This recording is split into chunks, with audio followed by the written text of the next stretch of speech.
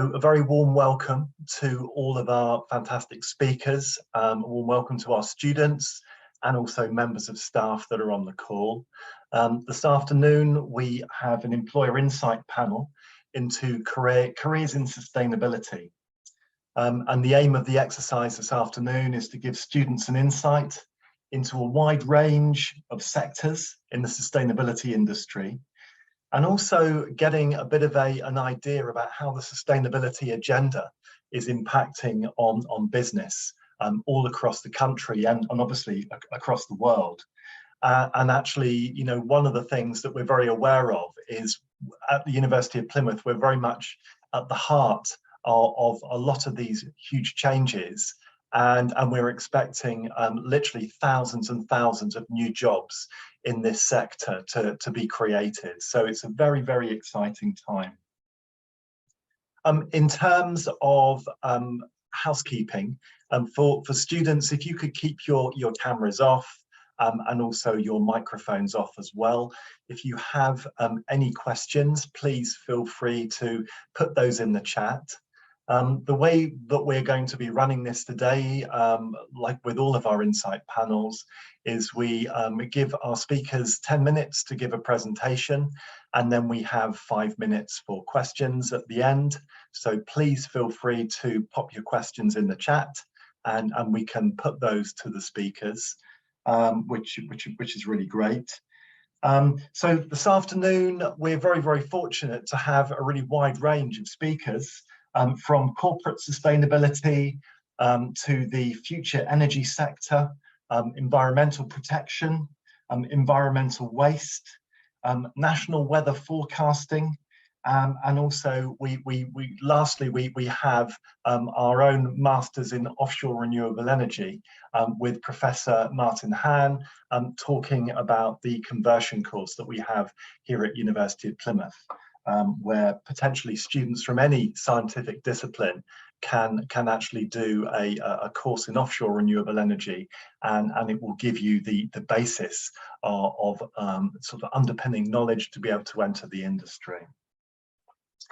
Lastly, I'd just like to say all of our speakers have very kindly agreed to link with you on LinkedIn as students. So and obviously once you are linked with somebody on LinkedIn, you can then communicate with them in the future, and yeah, you can see information about them, and you can see information that they post online as well. And I think most of our speakers in fact, all of our speakers I know are on LinkedIn, and most of them post on a regular basis. So that's a really great way to be able to find out great industry information, and also finding out about opportunities. And I know some of the speakers have actually posted opportunities recently. I'm thinking about you, Jack. Thank you very much for all those opportunities that you passed our way over in the summer. Yeah, thanks, mate. So I'd like to kick off with our first speaker. We have Amy Bennett, and Amy's actually a graduate from geography here at University of Plymouth, and Amy is now working in the sustainability office of the University of Plymouth, and this is our first speaker talking about corporate sustainability. So Amy, if you'd like to put your camera on, and the floor is yours. That's great. Thank you so much, John. Thank you for that introduction as well. It's really good to be here. When I practiced this, I did go 10 minutes, so I'm going to do my utmost to keep it to the 10 minutes this morning. You've already kind of introduced a little bit about me in terms of that I am kind of next graduate from here. So I graduated in 2019, but I did, and sort of from the geography course, but I did also take a year in industry, and that's sort of where I want to just start my talk today, because I feel like it was that year in industry that really sort of propelled me to where I am today. So with that year in industry, I was working for a FTSE 100 company, which makes corrugated packaging. You might see a little box on the screen there. You see them a lot on Audi. It's that sort of product that they were making, this fast moving consumer goods product. Made out of corrugated, made out of paper, and as you can tell, naturally a very big impact on the environment. Now, what my role was for that year was to transition 21 of the manufacturing sites over to the new 14001 ISO standard. So that's a standard in environmental management, and I think has really been quite a key cornerstone piece of information and knowledge that I've held and sort of have kept working on and kind of kept my knowledge base in, which has led me to the job that I'm in today. As part of that, I also had some professional training, professional body certification to IEMA. That's the Institute for Environmental Management and Assessment, which again has sort of helped me with my continuous CPD and keeping an ear to the ground of what's happening in the sustainability realm. It's very much where kind of UK sustainability professionals kind of share what's going on, share what they're doing, and kind of progress. And they've recently got a chartership option now as well, which is a really excellent thing to see for the profession. Within that year as well, I did quite a bit of auditing, so environmental auditing. I got my lead auditor course, which led me to travel around the country a lot. So I spent a lot of time on the inside of trains, which will kind of lead me to one of the points that I'll make in a bit about any experience is a good experience. I personally learned that, you know, in some jobs, especially if you go into something like auditing, that's going to take you away a lot of the time. You're going to be on the road a lot. You're going to be writing reports in trains, in carriages where you can grab a seat. And that's not necessarily something that I wanted to do kind of going forward. I loved what I did. I just personally, the travel element of it wasn't for me. After successfully transitioning those 21 sites, I came back to the university, graduated, got the picture on the hoe, and then I returned back to the company on their graduate scheme, this time with a more operations focus. So I was an operations management trainee. First of all, I started at more of a national role, and I was based at a site up near Bristol, and we're very much looking at sort of continuous improvement on the machines. Now, that might not instantly feel like it's going to be sustainability connected, but there's a lot sort of around that efficiency piece and kind of reducing the amount of energy that something is using, you know, reducing the time that it takes to create something that sort of blends into this overall piece. Now, at this point, I can't lie, I started to get a little bit disillusioned in terms of where my direction was going. I knew what I wanted to do, but I just felt like my role personally wasn't doing quite enough. I was still keeping up with the 14001 side of things. I was still doing auditing for sites. And then lockdown happened and kind of my role got switched again, this time more towards a more procurement side of things and looking at the consumables. So things like the stretch wrap that was used and the wooden pallets that were used throughout the logistics. But again, I think that change of direction was really good for me because it sort of allowed me to really look into the logistics, see what was being purchased, seeing what was happening at the end of life, how we can make that the most efficient, cutting back from the plastic where we needed to, you know, making the right journey so that we don't have excessive trucks on the road, which subsequently lowers the CO2 impact from that.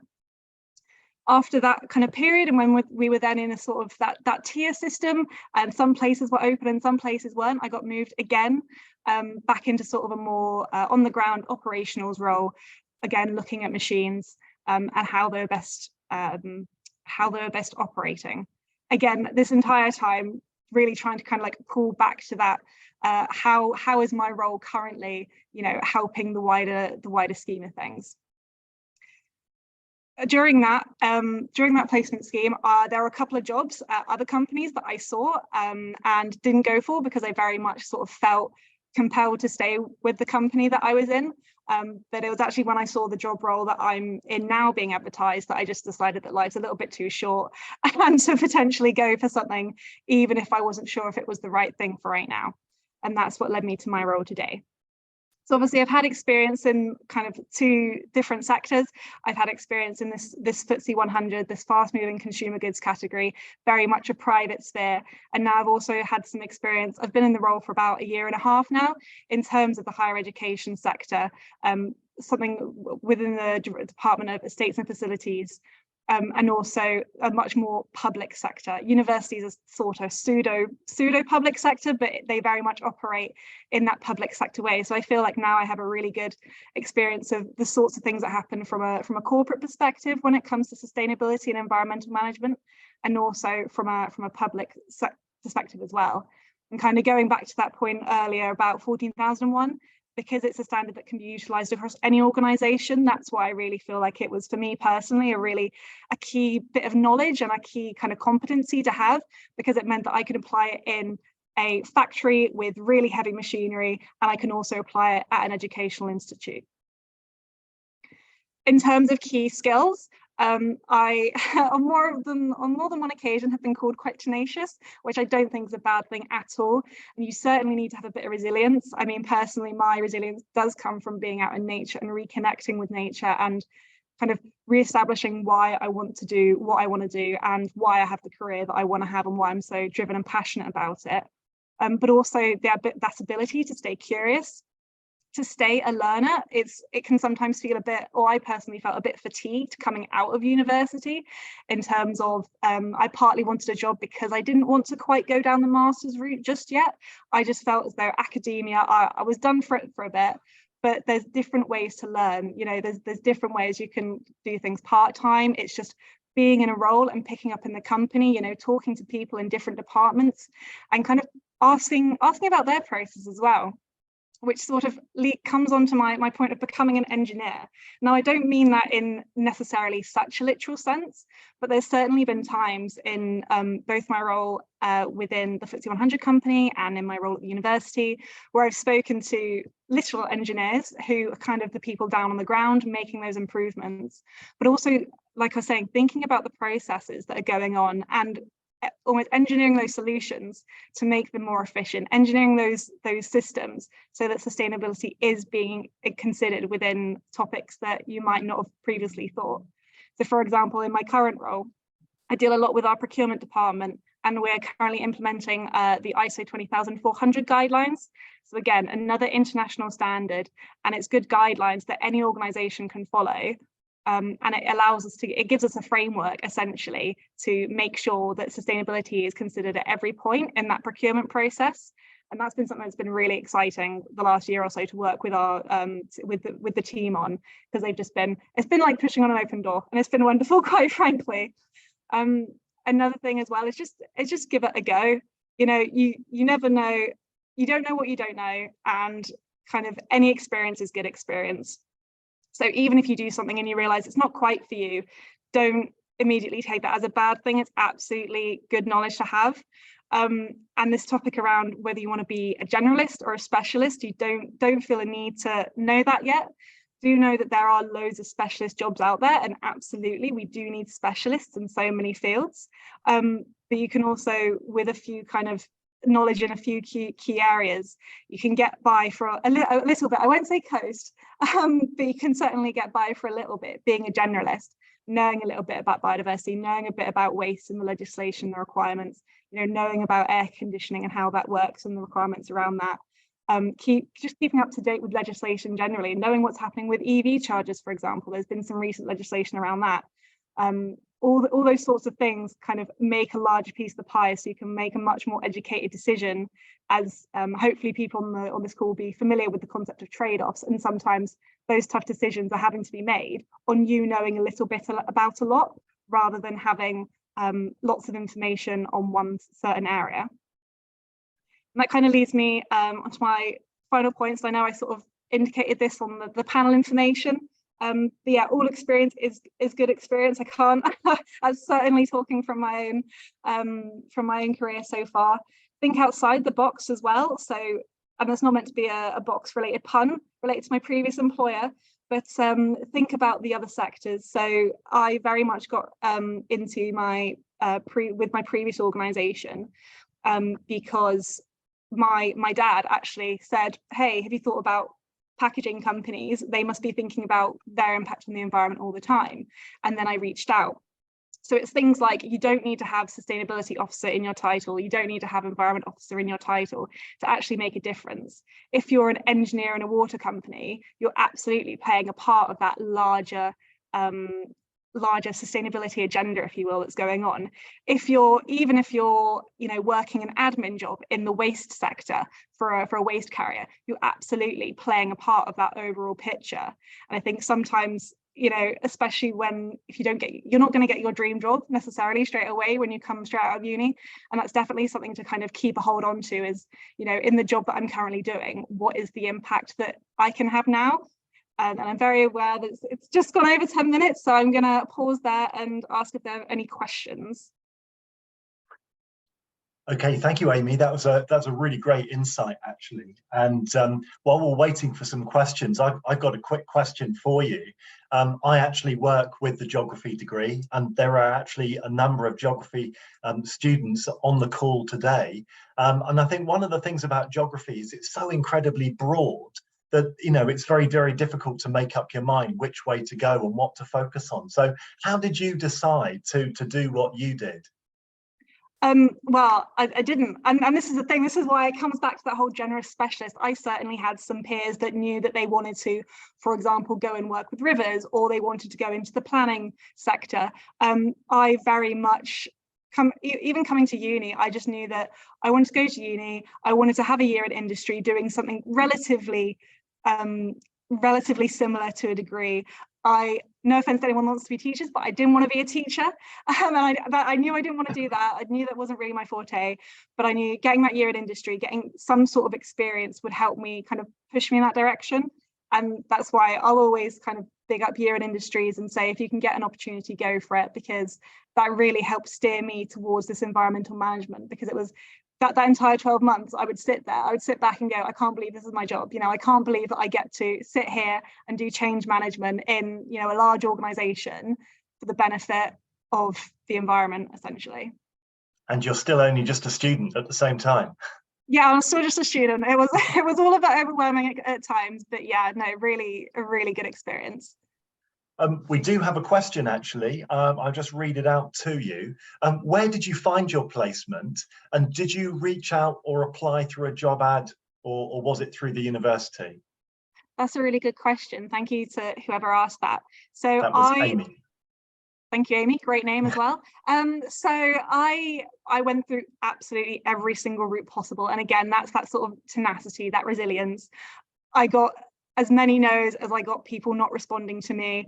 I applied to so many kind of ads as they were. And I think also something that I've noticed, and maybe this is just because I'm a little bit more active on LinkedIn these days, but comparing when I was looking back in 2016, 17 compared to now, there seems to be a lot more opportunities for year in industries that actually have this environmental management focus or a sustainability focus. Back then, it was very much more like business focused or operations focused or engineering focused. And then you sort of had to wangle your way in like that, which is similar to my graduate scheme. But so I applied to all the ads. I had several what do they call them, assessment days. I had several interviews. I wasn't successful in all of them, but the way that I got this one was essentially I also reached out to loads of companies.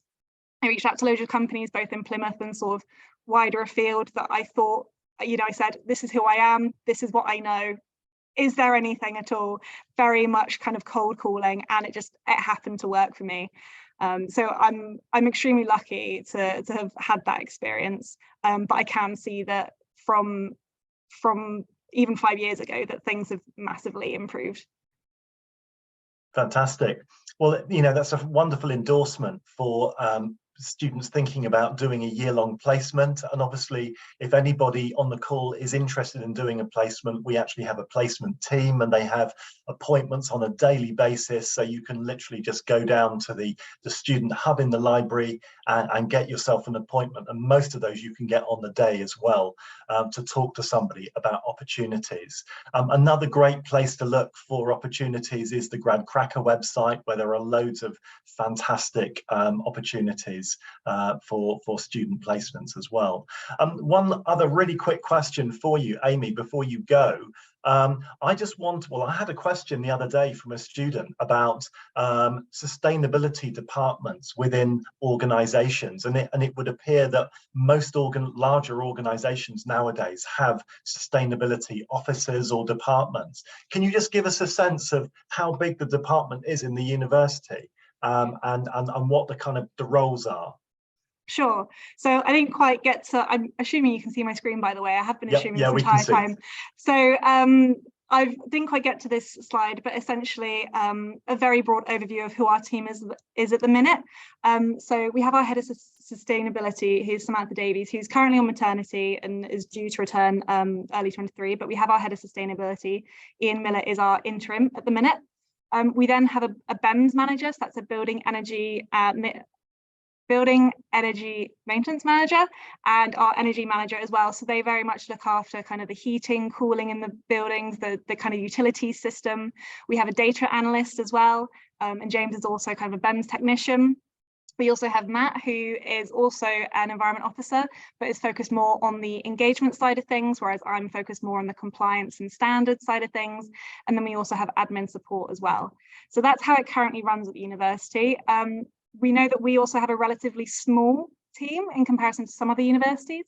So some other universities also have people specifically looking at waste, and kind of they're a waste manager, or they're a biodiversity manager, or they're a carbon manager. So it kind of depends really on how different institutes split it up. But that's our current. Great. Well, Amy, thank you very much indeed. So speaking on behalf of all the students on the call, we'd like to give you, a fantastic thumbs up and a round of applause. So please show your appreciation for Amy. And so Amy, thanks for your time today. If you want to stay on your call, you're very, very welcome. But equally, if you need to get back to work, feel free. And hopefully at some point we'll get to meet each other. That'd be great. Thank you very much. Okay, thank you, Amy. Okay, so next up, I'd like to introduce a fantastic colleague of mine, Dr. Ian Selby. And Ian is a lecturer at the university, but he's also the director of a very exciting floating offshore renewable energy company that are based in Cornwall called More Wind.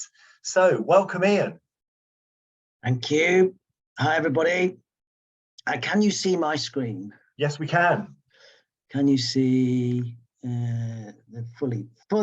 Can you see it fully in front of you? You might want to that one. That's better. Yeah, it's well, hopefully it's better. It's gone blank at the moment. Yeah, that has gone blank.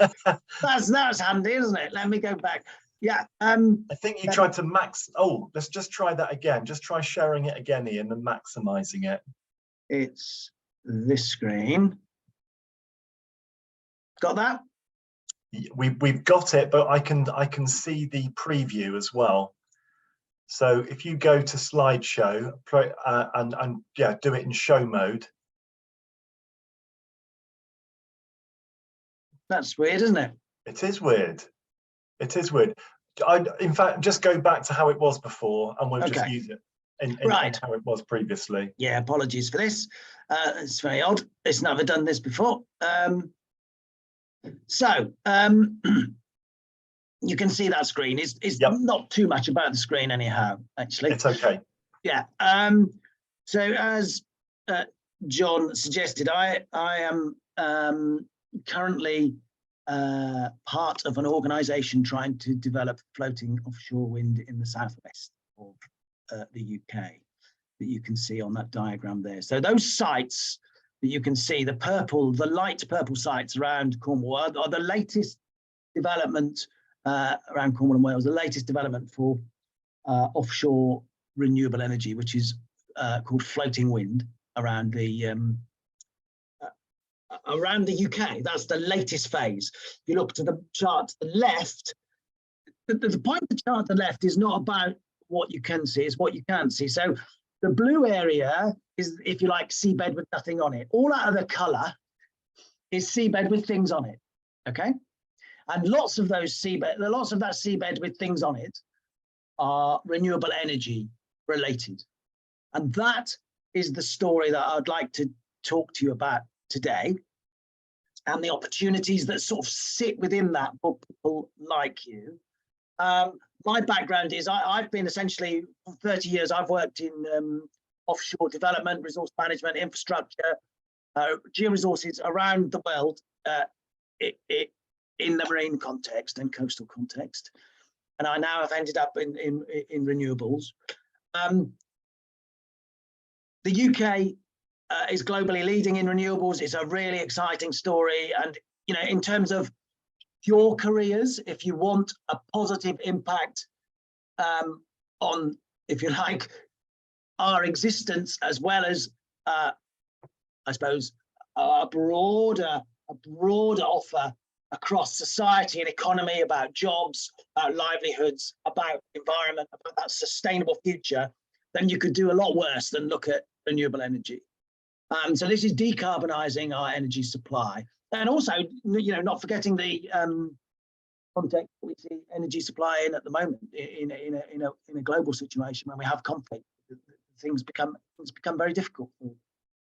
So the story is we're trying to develop in UK. There's a strong policy position. You can see 40 gigawatts of offshore wind by 2030. We've currently got 10 in the water. Okay, so we've got a long way to go. There's a huge amount to do. And if we're going to, you know, that then forms part of this next story, which is net zero by 2050. You know, that's a critical part for your lives, for all of our lives. And you have an opportunity to directly impact it through your contribution to this sector across that time. You know, you hear about, there's a lot of change in political positioning at the moment about what's priority for the economy, what's priority for UK PLC. But the one thing that is persistent across that is renewable energy and a decarbonised energy supply. And the way we're going to mainly do that is through offshore wind. There are other elements. There's tidal range, there's tidal stream. But the latest conversation today, the last week or so, has been, obviously, you'll be very familiar with the discussion of turbines onshore or terrestrial turbines. But it's all the same. It's contributing to this net zero, but the major contributor is going to be from offshore. I suppose solar as well, actually, I forgot solar. Major contributor, though, offshore energy and turbines. Now, that's where you can play your part. And what I suppose my message to you now is, don't be constrained in your thinking about what your part could be. Okay, you may have a mission, you may choose to want to do something specifically, and you can identify, you know, that's fine, but don't, if you haven't, that doesn't matter. You know, there's all sorts of roles in all sorts of organizations with all sorts of different responsibilities in this space. And just imagine, so you've got the turbine themselves. These are enormous structures, 10,000 ton structures with turbines 250 meters high above the seabed. They're connected by anchors to the seabed, sometimes for ones in Cornwall specifically, sometimes they're actually in the seabed. They have a lot of wires connecting them, so there's all sorts of interconnectivity for those offshore activities. They're connected then on land. That power comes on land and can be used. That's a decarbonised power supply that can be used for the benefit of the community as well as the grid. There's opportunities around like hydrogen, which decarbonises that fuel supply chain. We want to try to develop and build as much of these structures here in the UK as we possibly can. At the moment, there's a government target of 60%. Do that. So a lot of this activity is going to happen right here. And then we think about the export potential globally. As I said, we are world leading. So the opportunity for you in this space is local now, perhaps, but global very soon. The whole world is going to go offshore because it's the easiest way to get the biggest turbines. These turbine structures are enormous, much bigger than you see on land. One of those, just to give you an idea of scale, one of those little purple sites would be potentially a 1 gigawatt site, which could power all the homes in Devon and Cornwall. That's the scale of what we're talking about, okay? These structures are absolutely enormous. And you can be part of it on whatever scale you want. You can be part of the big bit or a little part of the structure. And you can work from looking at it in the broadest perspective.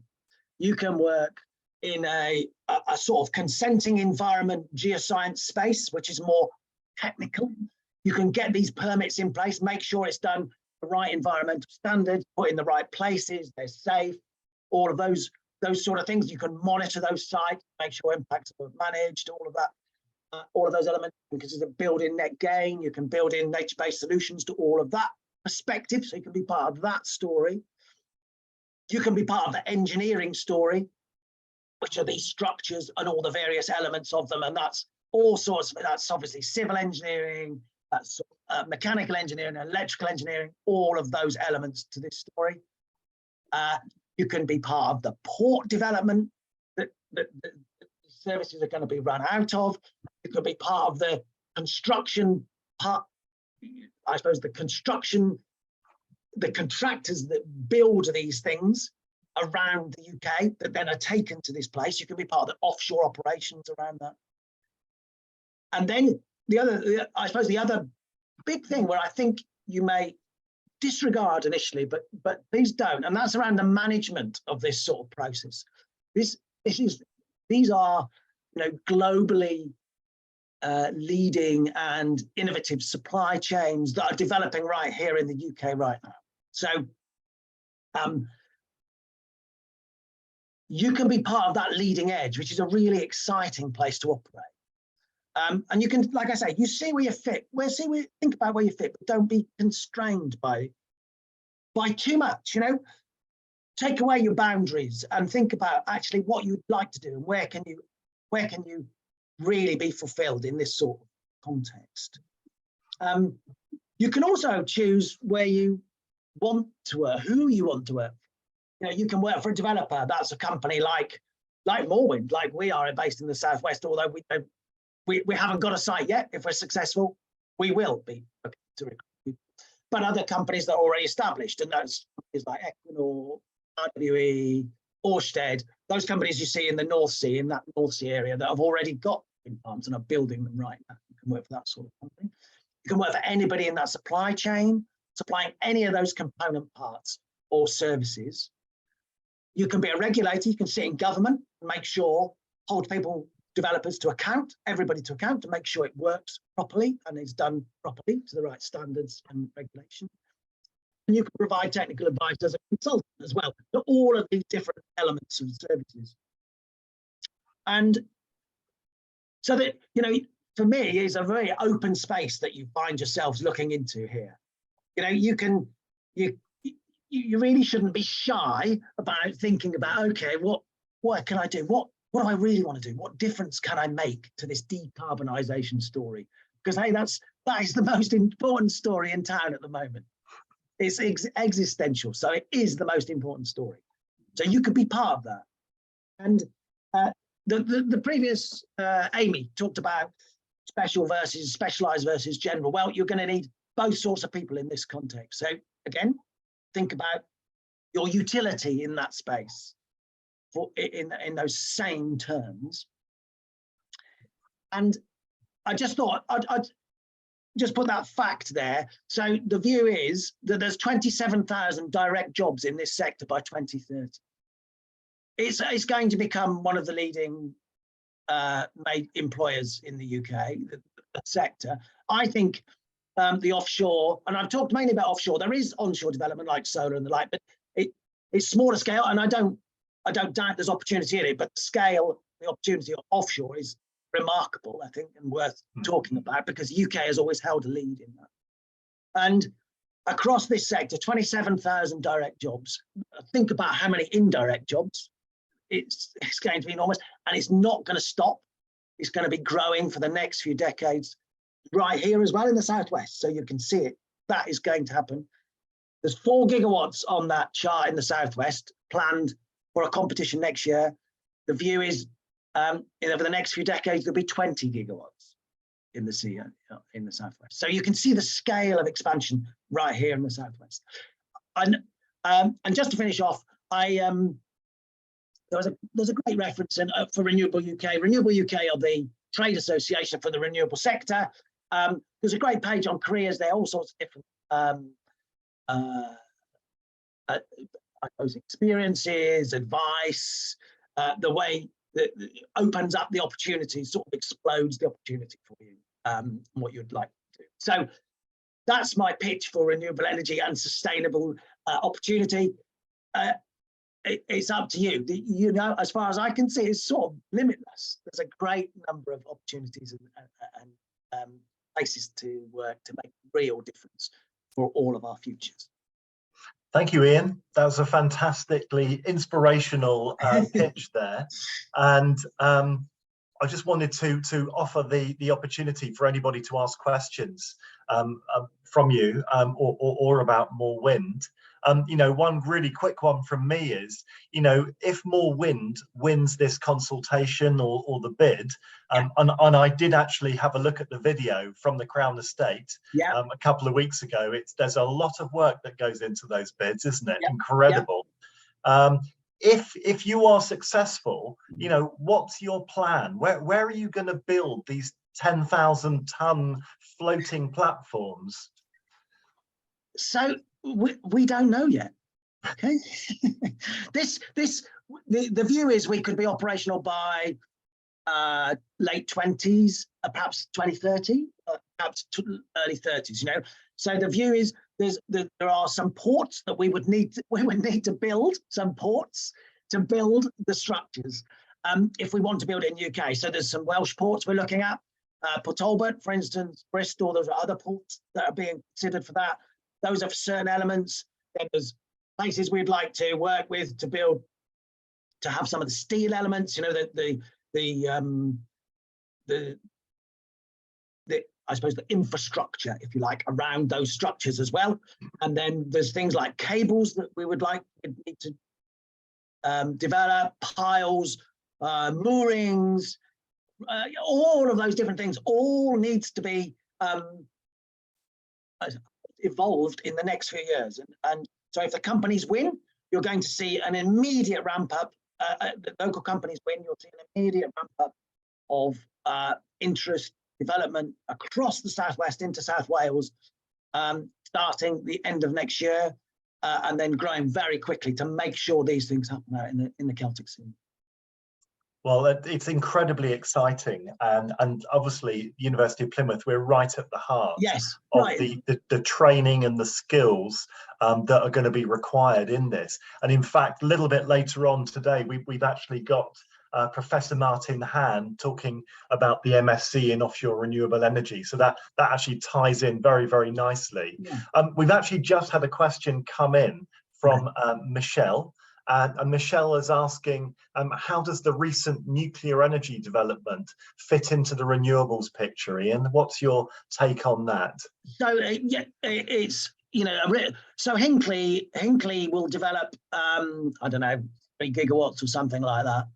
So this, just for scale, Sizewell as well is a similar size. These 4 sites will do more power, or at least much power as Hinkley. And there's going to be 20 gigawatts here in Cornwall. So just for comparison, it's part of the mix and part of the story. And that is a very specialized sector, the nuclear sector. But the bigger development, the scale of development is nothing like the offshore wind renewable energy sector. Fantastic. Well, we certainly want to be part of that, and we certainly want to be right at the heart of all the opportunities that are coming out of that sector. And I know for a fact there's a lot of students working in the departments that I'm part of, SOGIs and SOBMs, who would very much like to you know, start their careers in this sector. So Ian, thank you very much indeed for your time. I know you're a very busy man, and you're spread very thinly across a number of different places. And we do actually have the pleasure of working together once a year on a project. So I'm looking forward to crossing paths with you later on in semester 2. So listen, thank you very much, Ian, for your time. And if we can give Ian a virtual round of applause or thumbs up, that would be great. So thank you very much, Ian, indeed. Thank you, everybody. Thank you. Okay, cheers, Ian. So the next person on the list is another graduate from University of Plymouth. And in fact, Jack Hale did a degree in environmental science. So welcome, Jack. Thanks for coming. Thank you for, you know, spending some of your time with us today. So the floor is yours.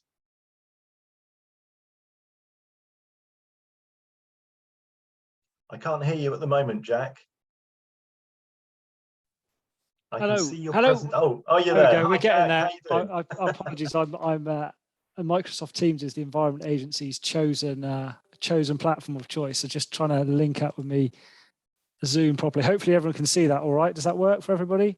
Yeah, that's looking great, and we can hear you fine. Well. So awesome. Yeah, carry on. Yeah, I would just say I'm sat in an office today, so hopefully no one bursts in. But yeah, there are other people working in the office today. Just I want to say thanks, John, for the invite, and yeah, nice to have so many people on the line listening today. Just a little bit about myself, a little bit about where I kind of started and where I've got to, and kind of a little bit about the journey, and a little bit about the Environment Agency as well. So my official title is the same as Amy's, Environment Officer, although we probably cover vastly different things. So I was at the University of Plymouth between 2012 and 2016. I did environmental science at the time, and I was one of the first people to do a year in industry. In 2014 and 15, it was just really becoming popular at that time, and there was only 2 people in my whole year group that did it. And I 100% recommend the same as Amy. It was a fantastic experience, and I definitely would have not have got the job that I've got now without doing that. And that opportunity, I think you said, John, to go to the library for a placement sort of catch up with somebody, that kind of thing just didn't exist when I did it. So that's a fantastic development for the university to have. And again, I'd back up Amy's advice of any experience is a good experience. So my year in industry told me what I didn't want to do, and that's absolutely fine. And how I did it is I front loaded my year. So your year in industry you have to complete a certain number of hours.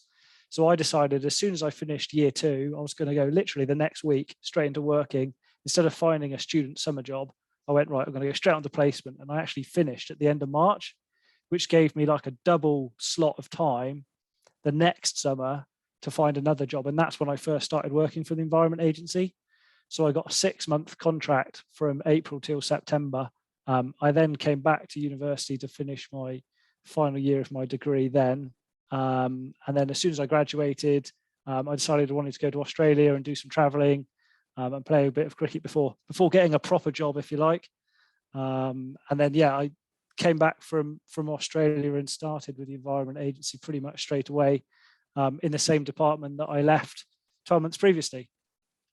So a little bit about the Environment Agency. A lot of people that we speak to, I've done a couple of these conferences before, don't really know a lot about the Environment Agency. We're sort of a little bit secretive, and we don't have a fancy website like independent companies. So we technically work for the government. We're a non-departmental body. We've got about 10,500 employees across the country, which is quite a big organisation, really. So we sit within DEFRA, so the Department for Environment, Food and Rural Affairs. You'll often hear it referred to on the news as DEFRA. And our primary responsibilities are in enhancement and protection of the environment. And we do so many different things across the organisation, but sort of the main ones would be flooding and waste, water quality, which is me at the moment, environmental planning, some fisheries, some nuclear regulation, biodiversity and enhancement work, and plenty more. And more than welcome to sort of ask some further questions after today's call if you've got any. So what do I do specifically? So my job is regulating permitted sewage discharges, water abstraction licenses, and carrying out enforcement action. So you'll have seen quite a lot on the news recently, especially regarding sewage discharges, combined sewer overflows, emergency overflows from sewers.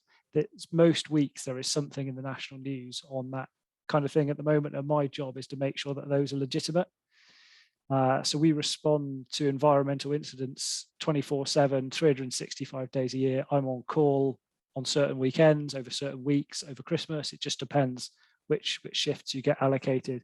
And that can be anything from a fire, pollution incidents. There might be a vehicle collision outside the university where oil is going into the drains, and that might be discharged down at Hoe Beach or wherever it might be. So that's the kind of thing that we'd get involved with.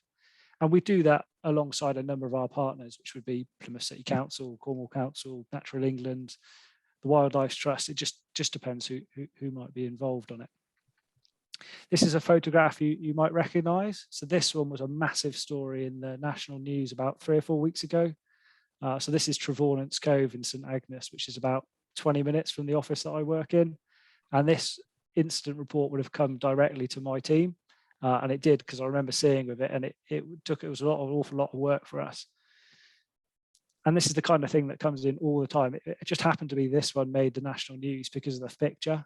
So you've got the beautiful blue sort of crystal water alongside a combination of sewage and soil, which is what you can see in there. And my job would be to go out, have a look, make sure, see if I can work out where it's coming from, collect water samples, collect evidence, and that's how we fit into it.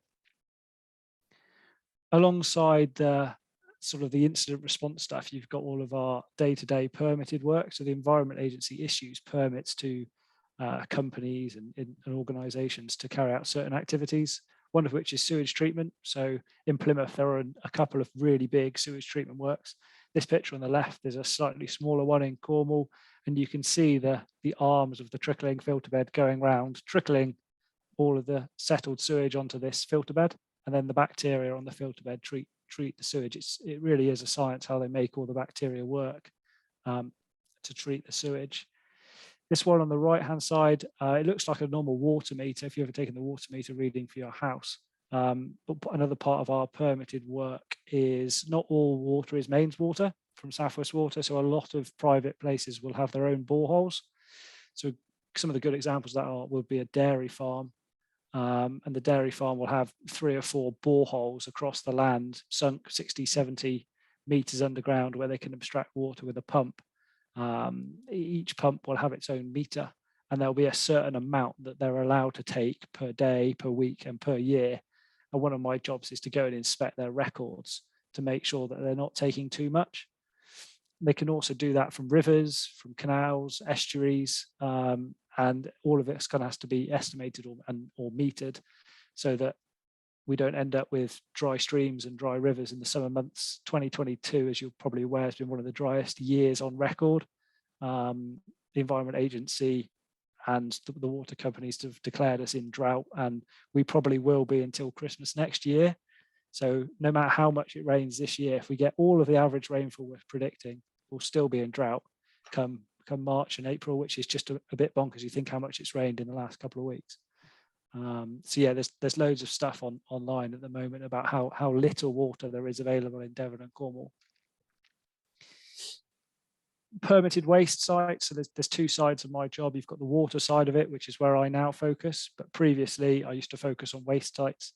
So this one's actually from a local scrapyard near Redruth in Cornwall. And essentially, when your car or metal comes to the end of its life, you can take it to the scrapyard. And yeah, they'll break it up into all the constituent parts. This one on the right hand side here, all of these vehicles have had the oils and the fuels taken out, and then people can come and salvage the parts they want for their car.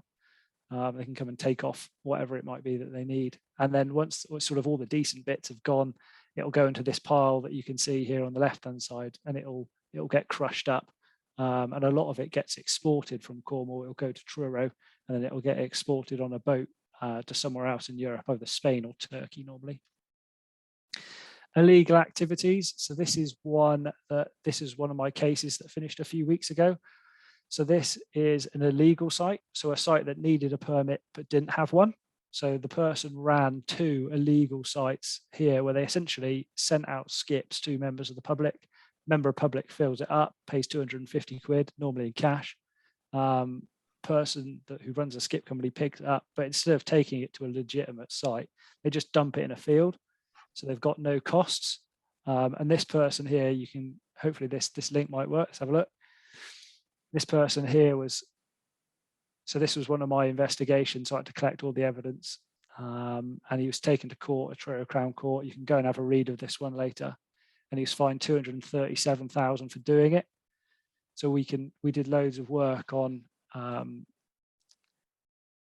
working out how much money he'd made in the last however many years.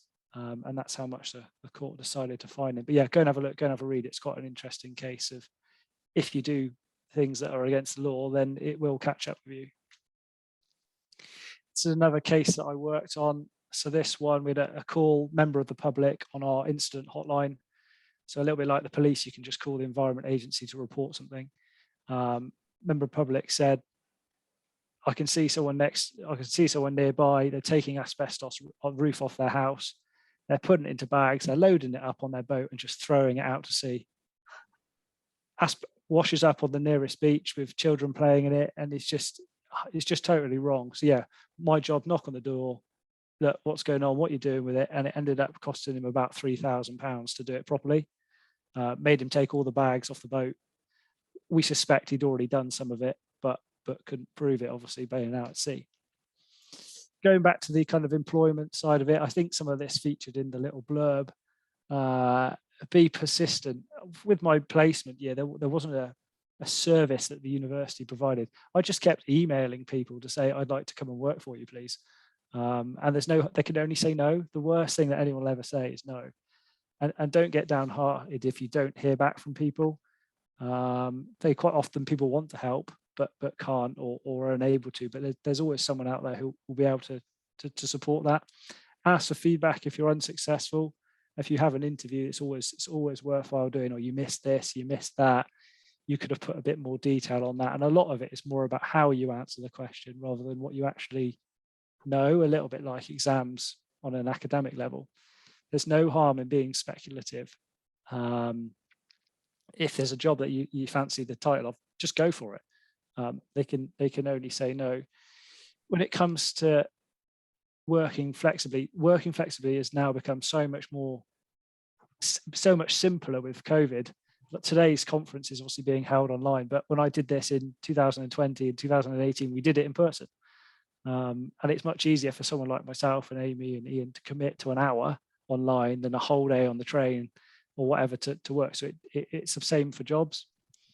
The same goes for contracts and working. If you can take, some places will offer a 12-month contract first and then offer you a permanent deal at the end. Home working consideration. So that goes back to the kind of the doing stuff online. One of my friends who I graduated with, he now lives in Exeter, but his office is in Bath, which is like a couple of hours away. But he has to go to the office once a month. He said, well, for that, they pay for his train to get there. He said, for the sake of once a month, he said it's worth it. And so that's certainly something worth thinking about. Don't be put off by job titles such as officer, executive, or project lead. This one is probably a little bit more related. My wife works in recruitment. That just often means you might be the only one in the department, and there's nothing wrong with that. You might be the project manager. It just means you won't be managing anybody, but it just means that you'll have responsibility. You might well be the only one doing it. This last point, we've got 2 Plymouth University graduates starting with us next month, who, after me contacting John in July, have successfully got a job with us, which is fantastic. So it's a proof that this conference kind of thing works. One of them came to the conference, although I think the other one didn't come. The chap who's starting in my team actually tomorrow, he came and listened to this conference in person in February 2020. So it's certainly worth knowing about. What to look for in a good employer. I just thought this was worth doing after listening to another one of these conferences a few years ago.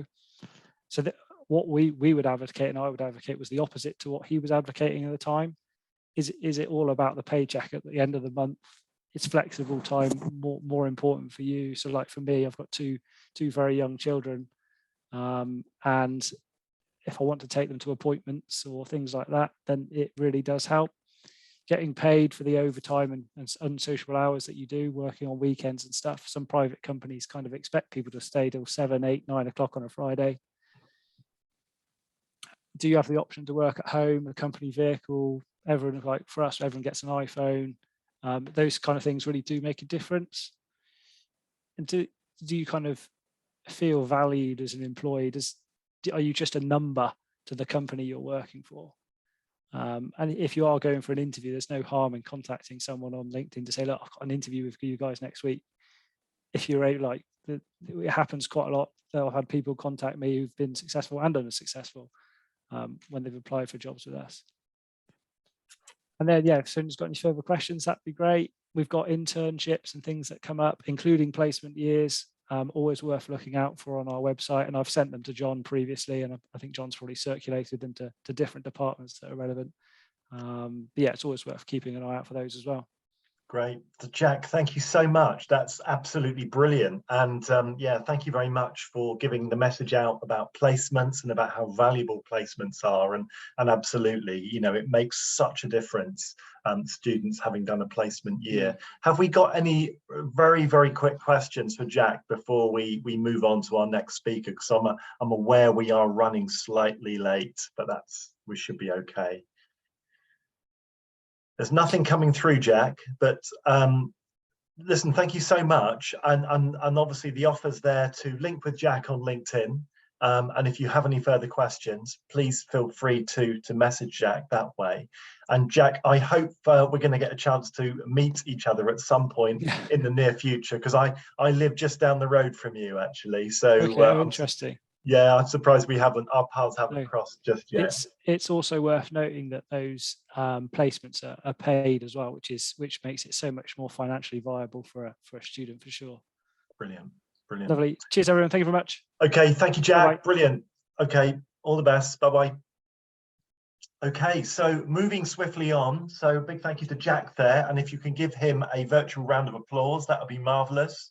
And our next speaker is Jane Ford, who is the Community Liaison Manager at MVV, who is the incinerator in Plymouth. And so welcome to Jane. Can you hear me, Jane? There we go. There you are, Jane. Hi. Perfect. And I think I'm sharing my screen, but I'm not sure if I'm sharing the right one. Well, we can see your screen. I can see your preview screen as well. That's fine. We can't see you though, so I think your camera's off. Ah, hang on. So bottom left. First. Stop sharing a minute. Sort the screen out first. Ah, there we go. Yes, we can see you now. Wonderful. Thank you. Hey, there I am. I exist. Look, I'm real. I'm a real person. I'm actually on the list of speaker to be confirmed. So my first thing is thank you, John, for inviting me, which he did via LinkedIn. So you can find me on LinkedIn. And also apologies that I didn't get my bio information across to you. But basically, I talk rubbish for a living, and I'm going to attempt once more to share my screen and share the correct window with you. But you're a graduate from Plymouth as well, aren't you? I am, yes. So I graduated from Plymouth in 2017, where I did my Masters in Learning for Sustainability. Aha, now we have the correct screen. Oh, hang on, there's an extra step. I'm the same as Jack. We use Teams normally, so. Yep. Okay, I can see your screen, but we can see your preview as well. So that's it. Perfect. That look now. Take it away. Perfect. So hi students, lovely to be speaking to you. Just like Jack, I've come in and done these things in person. I was going to say an awful lot in common with what Amy, Ian and Jack have already said. Go out there, be resilient, don't give up. If you're trying to find a placement, we had 2 interns with us for 12 months last year. Both of them from Plymouth University, I hasten to add, and both of them have gone on to get very, very good jobs. So one came to us post-grad because COVID postponed her, and just like the Environment Agency, we pay, our internships are paid, and she's now working as a sustainability manager at Princess Yachts. And another one who came and did a year in industry, so between 2nd and 3rd year at university, and she's now, as well as back at university finishing her degree, she's doing architectural engineering. She is also 0.5 full-time equivalent planning officer at Plymouth City Council. She wants to be a town planner, so it's all a bit weird. But yes, get out there, get some experience, come and talk to good employers like those of us that are here today. So who are MVV? MVV are a waste management and renewable energy company. Actual parent companies in Germany, stands for Mannheimer Versorgungs- und Verkehrsgesellschaft, which is basically Mannheim's transport and utilities company. And really specialising in energy recovery from residuals and non-recyclable waste. However, not needing any more plants in Germany, they were looking for new markets in 2007 at exactly the same time as our local councils, that's Plymouth, Devon and Torbay, as a partnership, we're looking for an alternative to landfill. So We treat residual waste as a resource. It doesn't go into land anymore. It actually comes to us, it's delivered to us. So working left to right through this diagram, this is a non-technical diagram, if you can probably appreciate, delivered into our waste bunker. We've got an automated crane system that mixes and moves the waste, drops it into that funnel shaped thing, which is the hopper where it goes down onto the grate.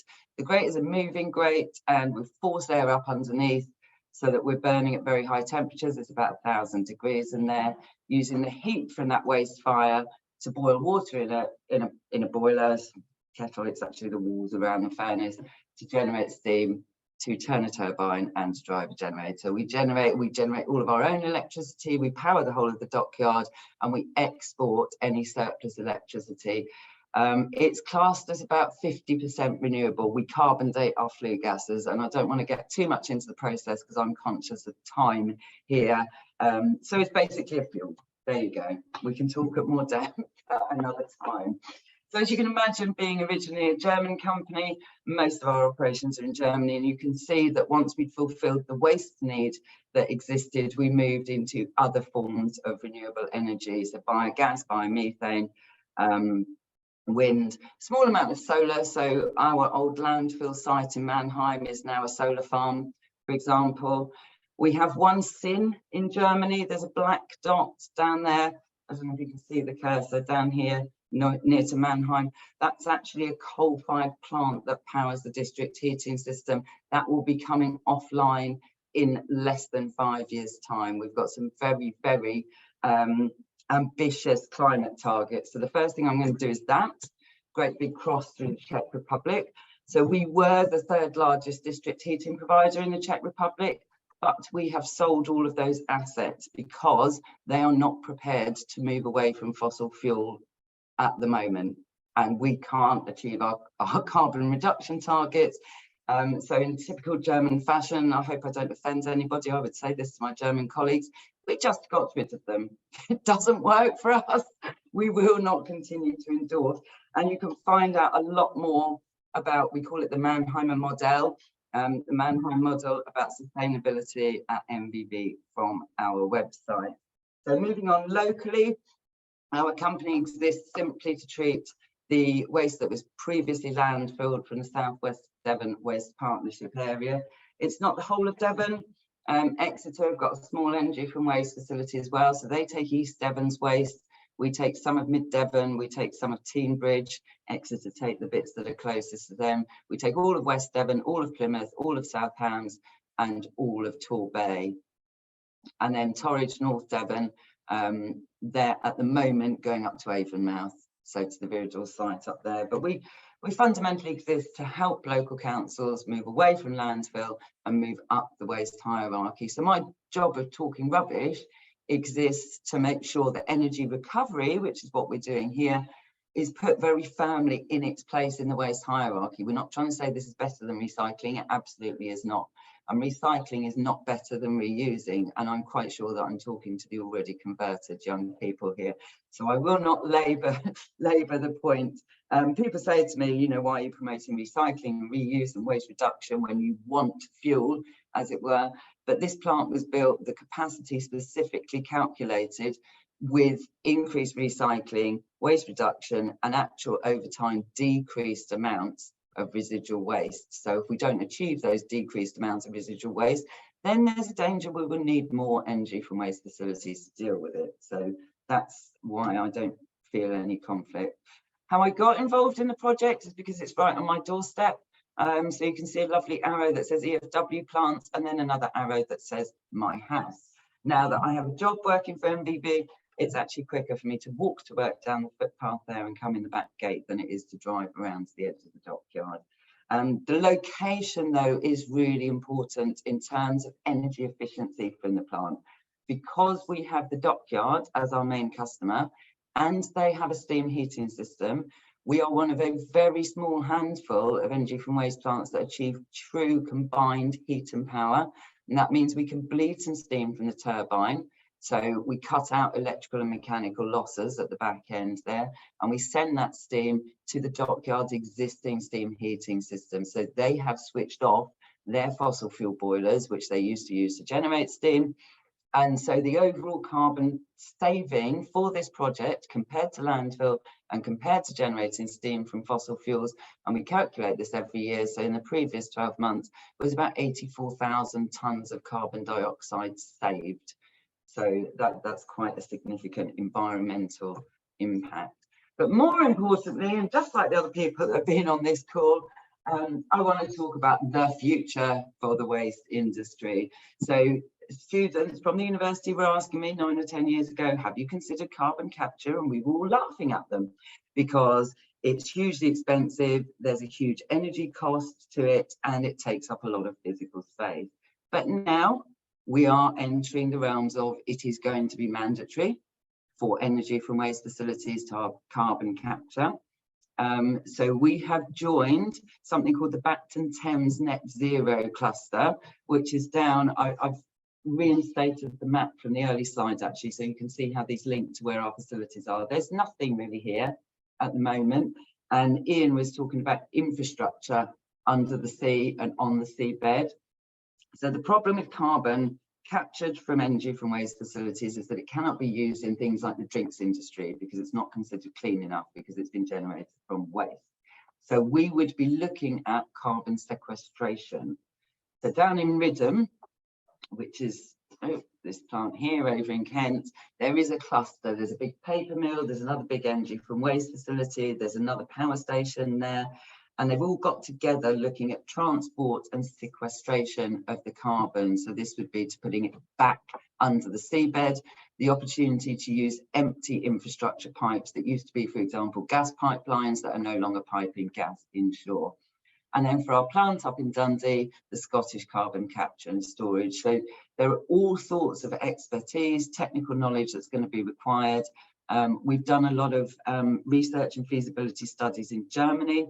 One of the problems we've got down here in Plymouth is the physical space that's needed for these facilities. So there's a huge industry that doesn't quite exist yet. And I just want to put that out there as an idea for you. Go and find these people, go and work with them. I think it was Ian that also mentioned hydrogen. So this is another thing where if we can use the electricity generated from the waste to split water to give us hydrogen, then it's I'm going to a workshop tomorrow actually at the university about green hydrogen to try and understand whether we would be able to claim that was green hydrogen or whether it would be 50% green hydrogen, how that would work out. But here comes another advantage of being co-located with the dockyard. The Ministry of Defence are under constant pressure to cut costs and also to cut environmental impact. So they are looking at converting their white fleet, which is their non-combat vehicles, things like their buses, their cars, their vans, their transport vehicles, to hydrogen.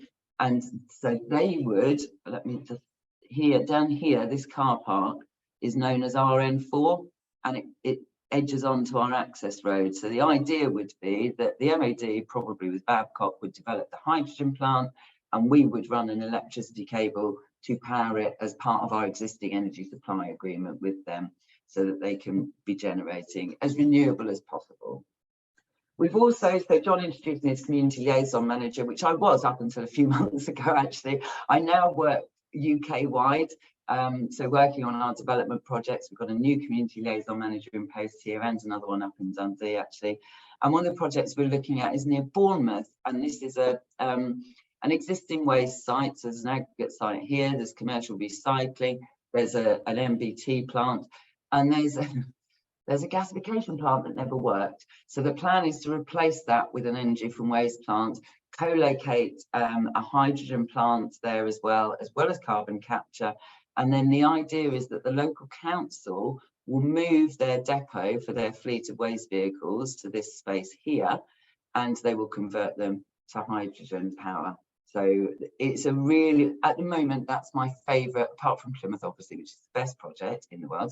But that's my favourite development project at the moment, just because it all seems to join up. Just over here off the picture is the old landfill site, and that's generating landfill gas also for power. Plus there's a solar plant planned very nearby. So all the construction power will come from renewables, and then we will be able to renewably power the waste collection fleet who are going out. Yeah, I just like it. I like it a lot.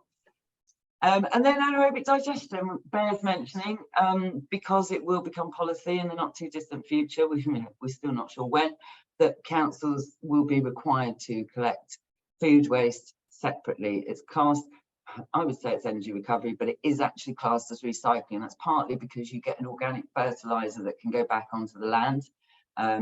There is still a small amount of digestate that comes, actually ironically comes to us from land gauge anaerobic digester. We are not really, so we're different from some waste companies. We design and build our own plants. We're an engineering company as well. However, we've had some bad experiences in Germany with AD plants. They are super hypersensitive to anything going wrong. So at the moment, we're looking at acquisitions rather than design and build in that sector. But again, another good one for you to be getting into. And then there you go, that's my new job title. It's just too many words. Communications and Community Relations Manager UK, rather excitingly. Well, congratulations, Jane. That's fantastic. Rubbish, John. Well, I was just saying congratulations on your new job. So you were obviously very successful in your previous role. So well, have we down silver lining, I suppose. I ended up doing development work, then trying to do 3 jobs, and it wasn't working, so they had to give me a new one. Yeah, brilliant. Well, some very exciting proposals there, and it's wonderful to hear how industry and also local authorities are looking at ways of decarbonising and using sites for different use and multi-purpose and obviously powering vehicles by hydrogen is a fabulous way to to make carbon savings. Do we have any quick questions for Jane before we move on to our next speaker? We haven't had anything come in so far, Jane. Well, and you know that you can always organise a visit to us anyway. If we would love to do that, in fact. So I will be in touch to do that, and maybe we can, using the list of students that we've got on the call today, put the invitation out to those people. But I'd love to come and visit you. In fact, I commute by train on a daily basis. And when I go past the plant, when it's dark, it's all beautifully lit up. So it looks fantastic. It really does. Just anybody this, but you can make requests for the lights. Can you? Oh, here we go. There are a couple of questions coming in. So we have a few students. So Robin Gould would like to, and Ben Mackay and Holly Holmes would like to come and visit. So it looks like I'm going to have to organise a visit very, very soon. So I'll use the list of people who are on the call, and I'll sort something out with you. Maybe in January, Jane, if that's okay. That's perfect. Great. Okay, well, listen, thank you very much indeed for your time. If the audience, if you could give Jane a virtual round of applause, that would be much appreciated. Thank you very much. Thank you very much indeed. Yep, look at that, 10, 13, 14 big hands, 15. I hope you're feeling the love, Jane. Okay, thanks again. And I'll be in touch. I'm going to stay on in case anybody's got any questions at the end. Okay, yeah, please feel free. Wonderful. Okay, so moving on to our next fantastic speaker, we have Isabel Rushby. And Isabel is a scientist working at the Met Office in climate change and flood risk. Isabel, are you there? Oh, there you are. Hi, Isabel. Hi, yeah, can you hear me okay? I can hear you fine, absolutely. So we haven't met before, so a very warm welcome to the University of Plymouth. I know you're a Manchester graduate, aren't you? Yeah, that's right. So I ended up being put in touch about this session because one of my colleagues in my team is a University of Plymouth graduate who I think does a fair bit of career stuff. Yeah. So the floor is yours. Cool. So yeah. Over to you, Isabel. Thank you. I'm just going to share my screen because I do have some slides. Is that showing up for you? Yep, perfect. We can see you Great. And see your screen perfectly. Thank you. Cool, thanks. So hi everybody, my name's Isabel Rushby and I'm a scientist at the Met Office in the industry consultancy team. So I thought I'd just kind of talk a bit about my career background so far as a fairly recent university graduate, and then talk a bit about my role at the Met Office and my team and the things that I've been working on since I've been here for about 2 years, I think. So yeah, I will start off by talking about my education background. So when I was in sixth form, I did A levels, so I studied maths, further maths, and physics. And also in the first year of sixth form, I studied geology AS, which I know is a fairly uncommon subject for people to do, but happened to have someone, one of the teachers at my school, who is a bit of an expert in it. So that was quite a nice, I guess, slightly random but fun subject to do for a bit alongside the kind of like less applied sciencey kind of subjects. So then I went to the University of Manchester for uni, and I studied maths. I did a 4-year degree, so it was kind of combining the 3-year undergraduate degree with the master's at the end.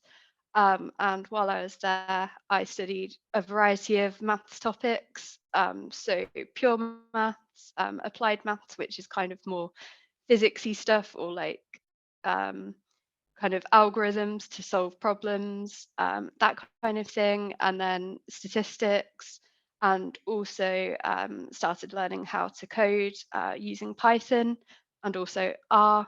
So yeah, I really enjoyed kind of like problem solving and coming up with solutions to equations and all that kind of stuff.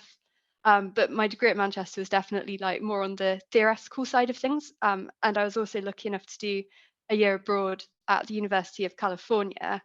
And it was quite a nice kind of combination of two very different educational experiences, because it was a lot more kind of applied learning and more kind of group projects and working with data sets and getting to actually like apply statistical techniques to them and that kind of thing, which I really enjoyed. And I also got the chance to study a module which was called Introduction to Climate Science, which I wouldn't have had as much of an opportunity to do if I'd not done that year abroad, because my course at Manchester was a lot more kind of fixed.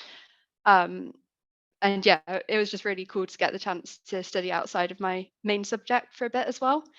And yeah, when I came back to Manchester for my final year, I had to do a dissertation, and I had kind of like quite a lot of options. We all saw this list of projects that we could choose to do with like the supervisors that we could work with, and I ended up choosing or applying to do one of the kind of more applied dissertation subjects. So I was working with someone in the maths department on identifying stationary bands of precipitation from radar images. So essentially, the idea of where my supervisor wanted to kind of take this was for nowcasting applications, so being able to forecast heavy rainfall kind of like short periods ahead, so I think up to 6 hours, and kind of improving that using different methods. So I was working with files that come from the Met Office, and there's a radar image showing kind of current precipitation, which is produced every 15 minutes from radar. And I was using image segmentation methods to try and come up with a way of like defining in this image which parts belong to the precipitation band and which parts don't, because that would kind of be the first step of then being able to forecast where the bits of precipitation were going. Unfortunately, in the time that I had for my project, I wasn't able to kind of get onto that stuff, definitely a bit out of scope. But it was really interesting to kind of be working with real world data, particularly meteorological data, because I guess like always kind of had an interest in sustainability and the environment and that kind of stuff. And especially after doing a module the year before about climate science, I kind of had my eye on possibly applying for a job at the Met Office. So it was quite nice to kind of have a bit of a primer in the kinds of data that the Met Office use and that sort of thing. So yeah, when I was in my final year, I applied for a job at the Met Office, had an interview, and then received a job offer in the industry consultancy team. So I graduated in 2020. So I had my interview in person, and then by the time it came to finishing my degree and actually starting the job, we were in lockdown.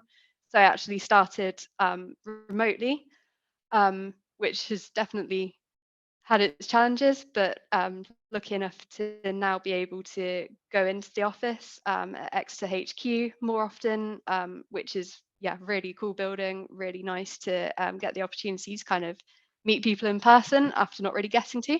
But yeah, I'll just kind of give an overview about the team which I joined.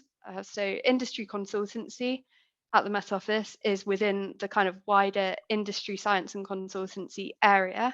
And we work with customers in industry. So for example, in the energy and water sectors, and try and help them to understand the ways in which the weather and climate affect their business, and kind of help them make decisions based around these things. So I've just got some screenshots from the business and industry website on the Met Office page, which has so many different kind of rabbit holes that you can go down and look into different kind of services that we offer and stuff. But essentially, we'll kind of talk to businesses and find out the kind of like rough areas in which the weather, basically where their business is kind of sensitive to the weather. And then we can work with weather data and their kind of customer data and try and work out what the relationships are and kind of in a more quantifiable way. And then we can either kind of like help them forecast into the future with that, or then we can start looking at climate change and how the impacts that they currently experience might look in the future. So the first project that I worked on when I joined the Met Office was the adverse weather scenarios for future electricity systems dataset. This was a project commissioned by the National Infrastructure Commission and the Climate Change Committee. And along with my team, we were investigating the impact that climate change could have on the energy sector.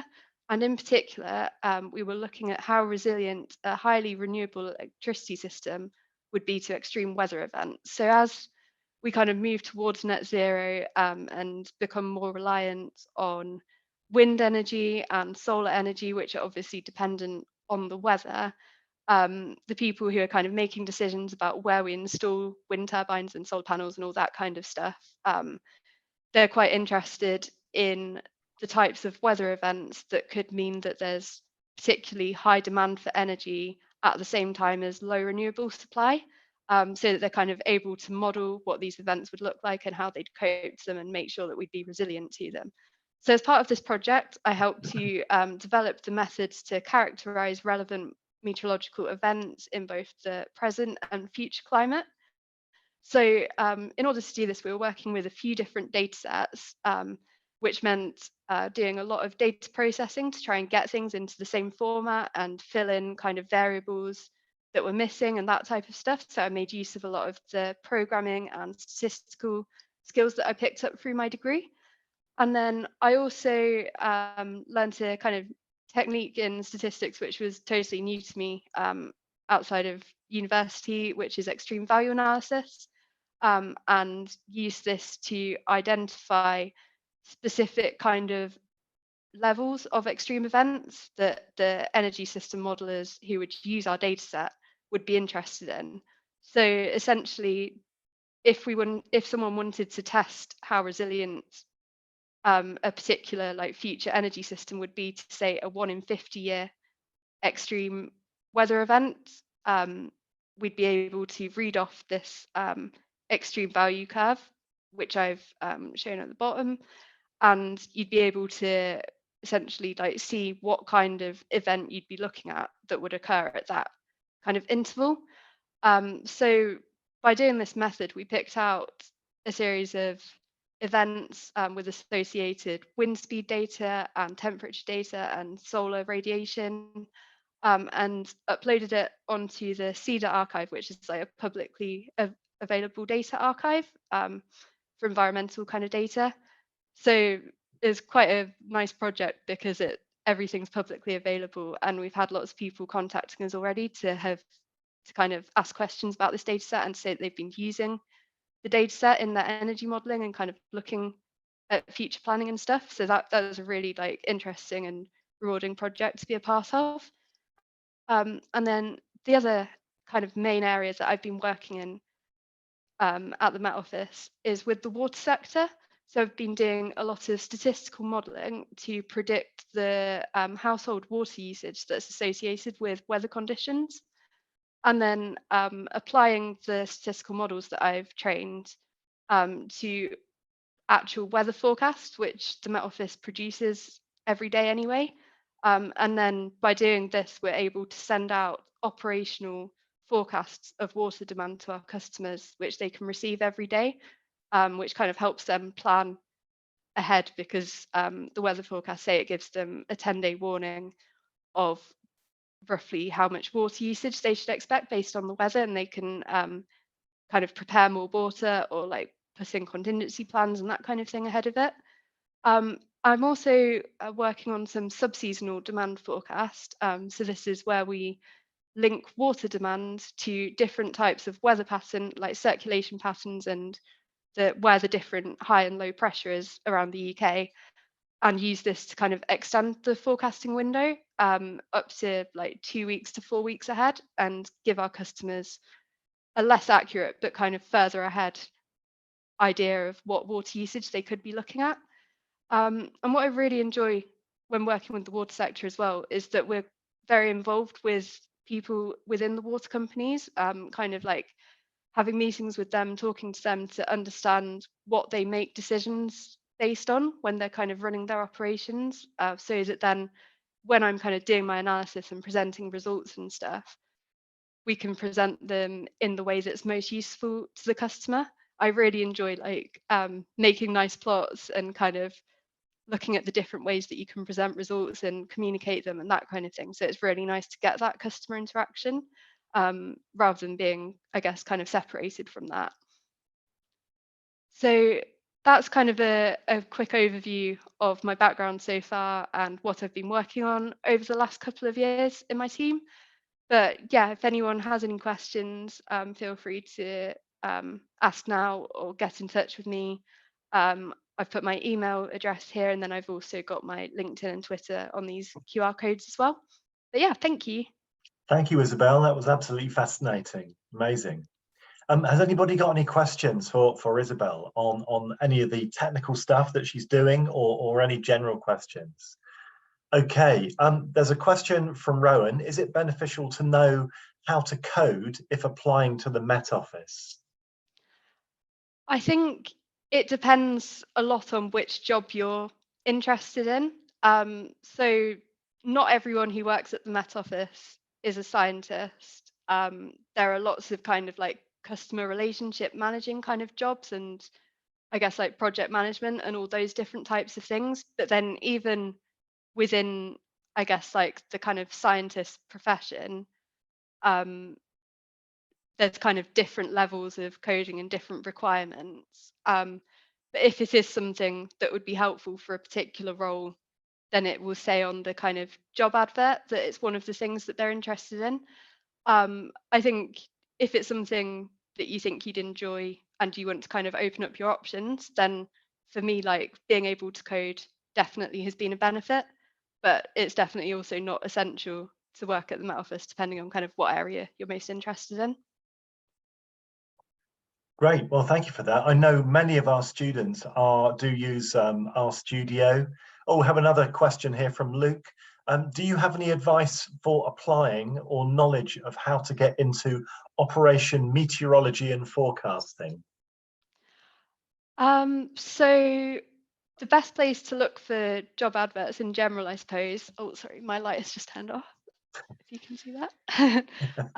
So the best place to look would be on the Met Office website. There's a careers page, and then there's always like a kind of vacancy list and that kind of thing. And that's definitely like the best place to keep an eye out for jobs becoming available. Or if you like follow the Met Office on LinkedIn, they'll usually kind of share like new job adverts as well. For the operational meteorology stuff, that's not, I guess that's like a separate career family to what I'm in, so I don't know the full details. But I think there's probably a section on the careers website which talks about that stuff in more detail. I'm not sure if they kind of recruit in cohorts, if that makes sense, or if it's kind of like a rolling thing. But yeah, I'd suggest having a look around the website. Okay. So I Great. don't know that much about that one. Okay. Well, look, thank you very much indeed, Isabel. That was really, really interesting. And if everyone can give a virtual big hand to Isabel to thank her very much for her time, that would be marvelous. So thank you for listening. Yeah, no, it's really fascinating. So yeah, that's really, really great. So thanks again. And I'll hand over to our final speaker of the afternoon, who is Professor Martin Hahn, who is in charge of the MSc in offshore renewable energy here at the university. And I was very excited to meet Martin a few weeks ago and discover that his course basically is a little bit like a conversion course that will give you fantastic underpinning knowledge from any scientific undergraduate course to launch yourself into a career in the renewable energy industry, and especially offshore wind. So Martin, if you'd like to take the floor, we'd love to hear from you. Thank you, John, and hello everyone. Thank you for having me here today. So what I'm going to do quickly is just put a few slides up on the screen and just talk a little bit about the offshore renewable energy sector in general, and a little bit about why the MSc can help you get into that sector. So I'll just share my screen with you. So for those of you who don't know what I mean by offshore renewable energy, it's a term that basically refers to the technologies you can see on the screen here. So offshore wind, tidal energy, and wave energy. So it's the engineering and design of structures that can go into the sea and generate electricity, and electricity that is renewable and can help us achieve our net zero targets. So certainly here in the UK, offshore wind is sort of a primary part of the UK's response to trying to get to net zero.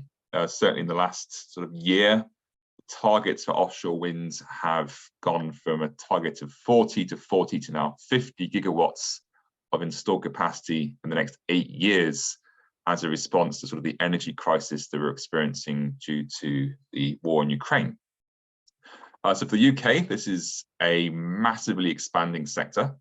We're talking about a drive towards new installation, new technology, which sort of eclipses any kind of design and build challenge that we've had over the last 50 years. So a really massive opportunity for the UK and a real big sort of opportunity for jobs. Tidal energy is a technology which, as the name suggests, extracts energy from the tides. This is less developed than offshore wind. It's not anywhere near as big in terms of its growth, but we are expecting to see that in the next 10 years becoming a much more expanded technology that's used to produce electricity for the national grid. And then wave energy, again, as the name suggests, is extracting energy from waves. That's a slightly more less developed industry, but again, it's one that has a lot of potential sort of over the next 30 years to grow quite large. This kind of is a graph that I grabbed out of my lecture that I give in the very first day of the course, just to try and sort of show why you might care about offshore renewable energy. And the reason is that there's a lot of countries all around the world that are, certainly for offshore wind, seeing it as one of the big solutions to sort of producing clean energy. What this graph here shows is the projected new installations every year from where we are now up to 2031, as this is new capacity being put onto the worldwide grid every single year. And these figures might not mean very much to you, but in terms of, sort of number of turbines, this is thousands of turbines being deployed every year as a way of trying to get clean energy onto the grid. And it's basically, for many countries, kind of one of the essential sort of arrows in our sort of bow to actually try and get down to that net zero. We're looking at sort of £2.5 trillion of investments in the sector between now and 2040. In the UK alone, we're predicting job increases from 10,000 in 2017 up to 36,000 by 2030. Also expecting some growth job in the tidal and the wave sector. And like I say, our targets alone in the UK have gone from 11 gigawatts now to 50 by 2030, so a 4 times or 5 times expansion in our current capacity. Well, what that means is that the sector's desperately in need of people across the board to do this in a way that benefits the UK, benefits the world, but also doesn't damage the environment. So what we want to do is be able to roll out all this offshore wind, but in a way that doesn't destroy the oceans. So just trying to solve one solution by damaging the natural environment clearly isn't acceptable. And so not only does the sector need people that can design and build these things and do all the engineering aspects, it's desperately in need of people that can do the environmental impact assessments, everything from bird surveys to mammal surveys to understanding seabed conditions and making sure that we're not damaging the seabed. It needs people working in consenting, so actually people that look at the environmental impacts, look at all the other users of the ocean and make sure that actually where we're putting offshore wind isn't going to negatively impact other aspects, or that negative impacts are understood and managed.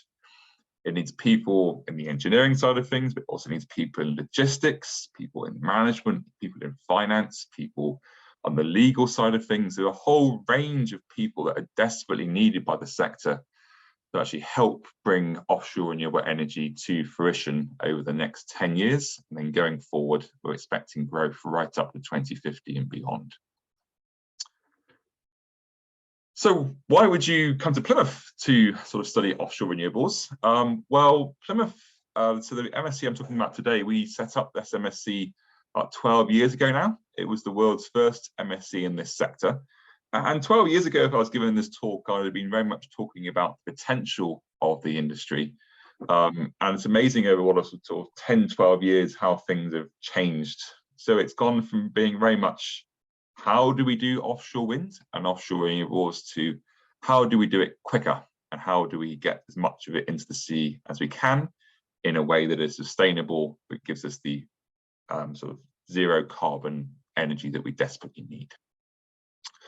So the Plymouth has an international reputation for teaching and research in this sector. So we are sort of one of the 2 leading universities in the UK for offshore renewables. We have unique facilities and locations for offshore renewables. So there's a lot of boat work that we do, but we also have the Coast Laboratory, which is what you can see here. So this is our wave tank, which is quite famous in the sector for being used to develop the technology behind offshore renewables. But again, it also helps us understand those environmental impacts. We lead something called the Supergen program. So this is the UK's national research program for offshore renewable energy. So the leader of that program, Professor Deborah Greaves, is kind of one of the world's recognized experts in this area. She does a lot of consultation with governments about better ways of getting offshore renewables out to sea. We have strategic partnerships with lots of different industries and companies. So in the module that I'm teaching at the moment, for example, we've had a series of 8 different guest lecturers over the last 3 weeks coming to talk about talking to our current students about their different aspects of the sector, what jobs are available in that sector, and sort of trying to help people find those jobs. And we're also ranked 8th in the world in terms of our quality of research in this area. So we actually have 2 MSc programs, slightly confusingly, both with very similar names. The first is MSc Offshore Renewable Energy Engineering.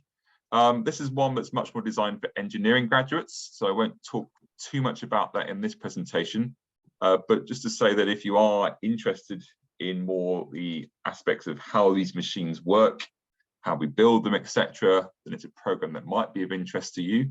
You don't have to have done an engineering undergraduate to do that program, but it does help to obviously come from a scientific and mathematical background.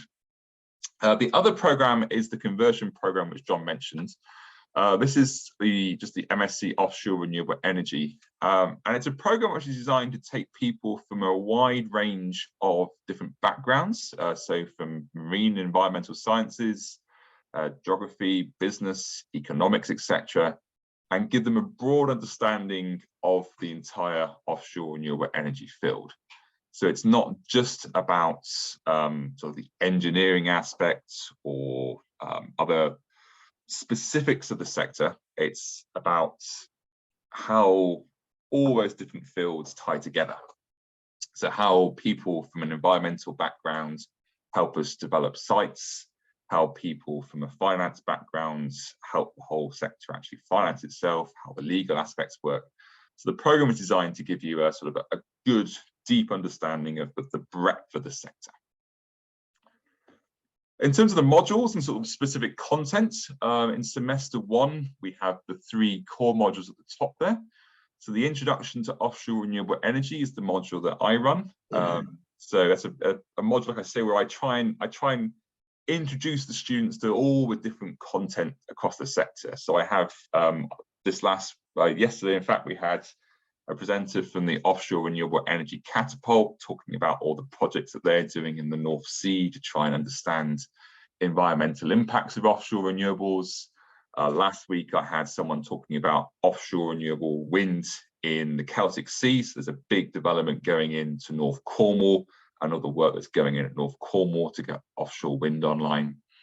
Previously, we've had presenters from across the School of Biology and Marine Science, School of Engineering and Computing, all talking about the individual specialisms. And again, the focus being to give you a good understanding of the entire sector. The economics, law and policy module, again, it's to give you that understanding, regardless of where you're coming from and what job you'll be doing.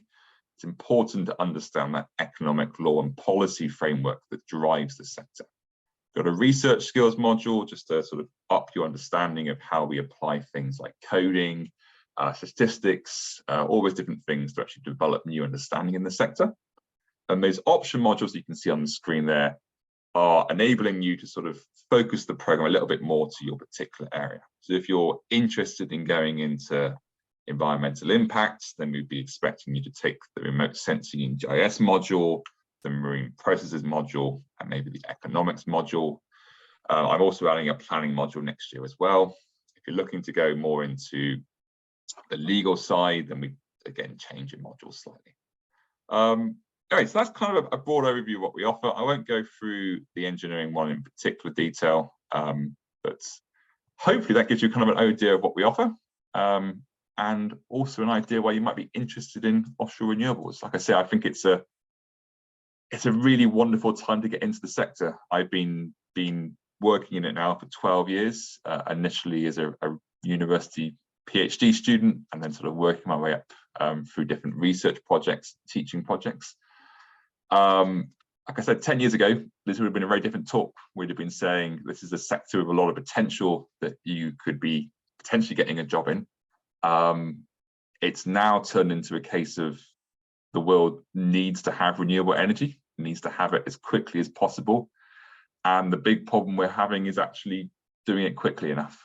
So offshore wind, especially the UK, France, Spain, Portugal, Germany, Ireland, United States, China, Japan, etc., all desperately trying to drive it as quickly as possible, and the global supply chain is just not keeping up.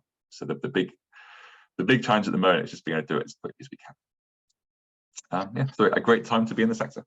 Fantastic. Thank you very much indeed, Martin. Yeah. So, you know, I work right across a whole load of different departments. So I work with marine biology, ocean science, biological sciences, geography, geology, environmental science. And I think the overall message that I get from students is they want to get involved somehow, doing something relating to climate change and solving the climate change problem.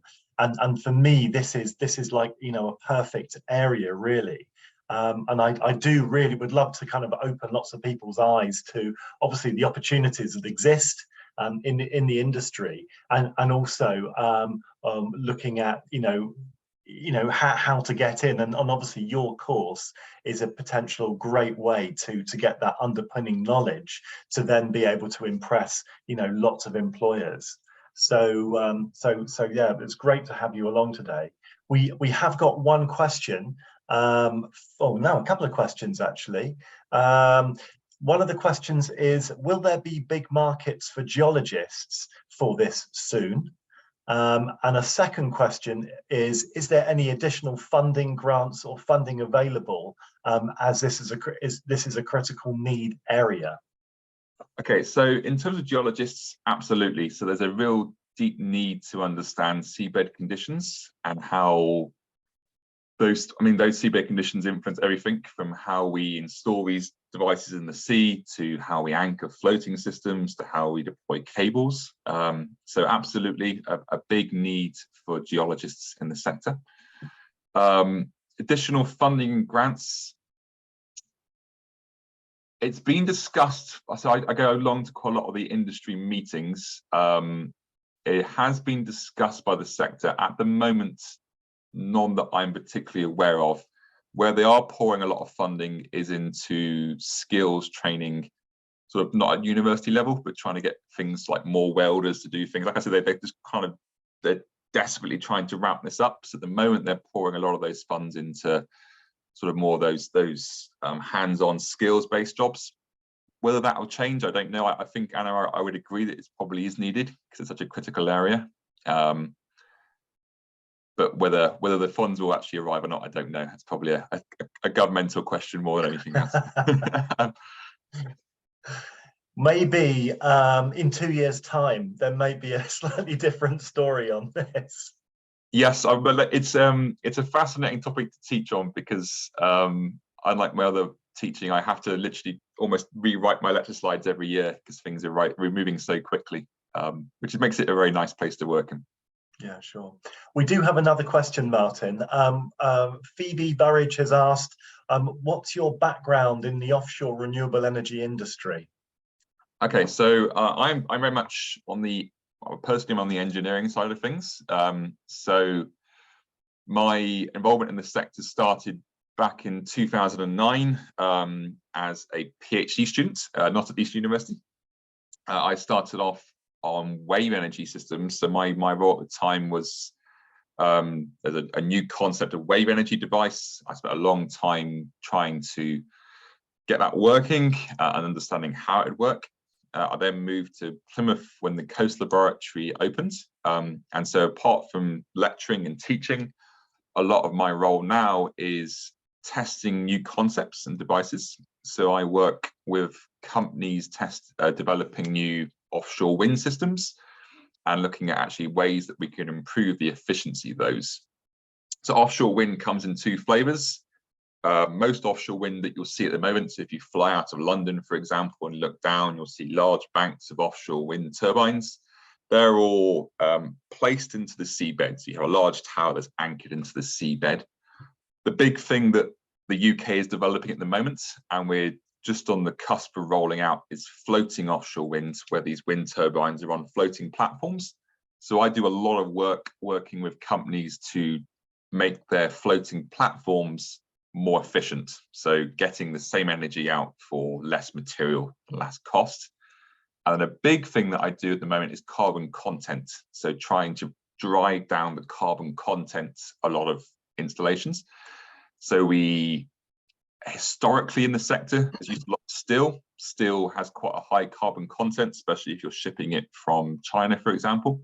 And so we're looking at innovative ways of trying to drive down that carbon content. It's still much lower carbon content than fossil fuels, obviously, but we just want to make sure we are as clean as we possibly can be. I know one of the plans that certainly More Wind have been talking about, and we had Ian Selby on the call earlier, actually, Martin, is actually designing and building floating wind turbine platforms out of concrete. Yes. So that sounds like, you know, a little bit of an oxymoron, really. But you know, no, I was actually testing one of the designs that Morewind are thinking about a couple of weeks back. So yes, we do quite a lot of interaction with Morewind.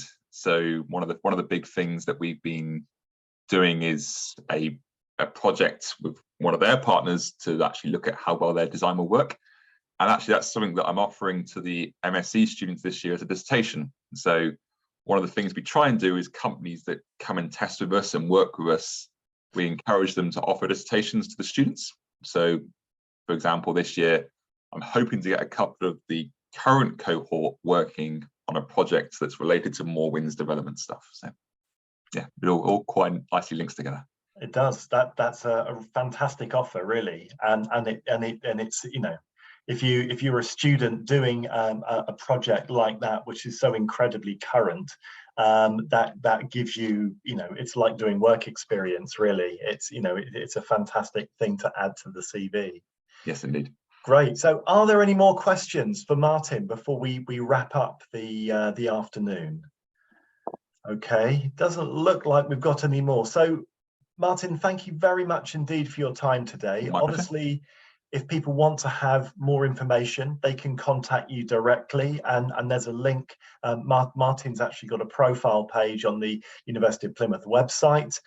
Also, if you want to go along to the open day in March, and you can probably speak to Martin at that point about the course and about the aims and objectives, etc. So thank you very much indeed, Martin. Thank you for your time, and look forward to meeting you properly at some point in the future. Looking forward to it. Okay, bye everyone. Okay, cheers then. Okay, so I'd just like to say a very big thank you to all of our speakers, and we haven't given Martin a virtual round of applause. So if you can give Martin a big hand or a round of applause virtually, that would be marvellous. I'd also like to thank all of our speakers this afternoon. It's been a really fantastic insight into the careers and opportunities in the sustainability sector. You know, right from corporate sustainability, right the way through to, you know, new projects coming on stream, through to the Environment Agency and MVV, as well as Isabel in the Met Office. So I think we've had an incredible, you know, look into this particular sector. And I feel very blessed that I'm kind of working so directly with so many of these program areas. So hopefully that's been really interesting and useful for you as students, and hopefully that's given you some really good ideas for where potentially your careers may well take you. So if you want to link with any of the speakers today, they'll be very, very happy to link with you on LinkedIn. And you can carry on conversations. And equally, if you want to come and have a chat with us about finding work experience or doing a year in industry, we've got masses of appointments available in the hub, in the main library, where we'd be very, very happy to talk to you about the kind of opportunities that are available. So thank you very much indeed for your time, everybody. We'll close the call now, and I look forward to seeing you at some point in the future.